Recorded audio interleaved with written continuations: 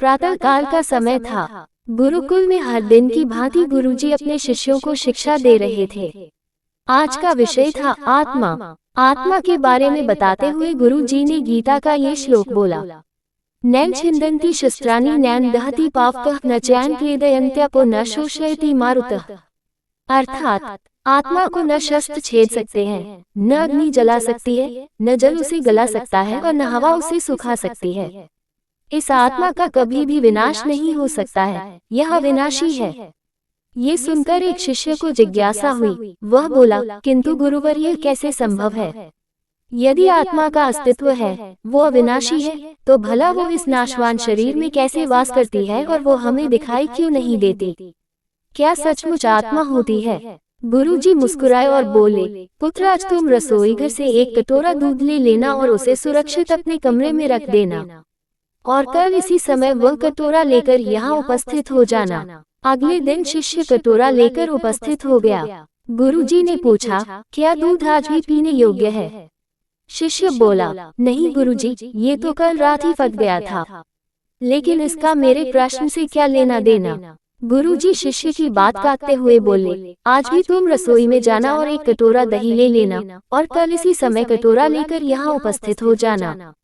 अगले दिन शिष्य सही समय पर उपस्थित हो गया। गुरुजी ने पूछा, क्या दही आज भी उपभोग हेतु ठीक है?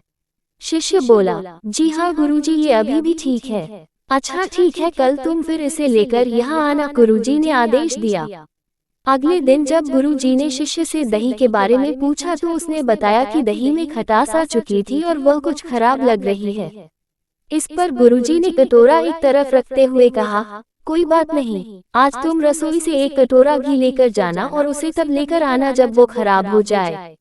दिन बीतते गए पर घी खराब नहीं हुआ और शिष्य रोज खाली हाथ ही गुरु के समक्ष उपस्थित होता रहा।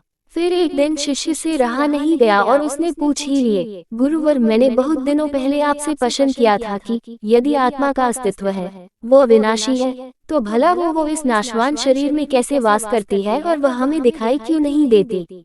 क्या सचमुच आत्मा होती है? पर उसका उत्तर देने की बजाय आपने मुझे दूध, दही, घी में उलझा दिया।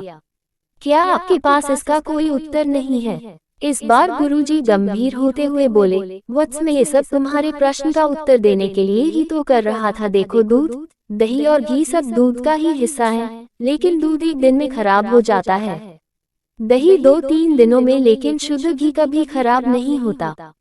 उद्धरण चिन्ह। इसी प्रकार आत्मा इस नाशवान शरीर में होते हुए भी ऐसी है कि उसे कभी नष्ट नहीं किया जा सकता।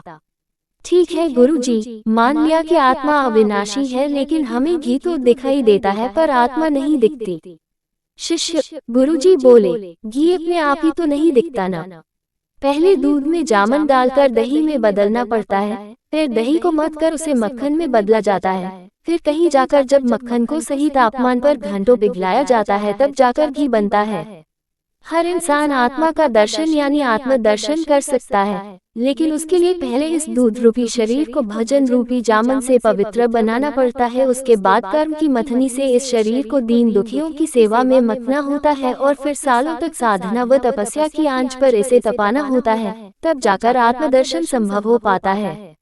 शिष्य गुरुजी की बात अच्छी तरह से समझ चुका था। आज उसकी जिज्ञासा शांत हो गई थी। उसने गुरु के चरण स्पर्श किए और आत्मदर्शन के मार्ग पर आगे बढ़ गया।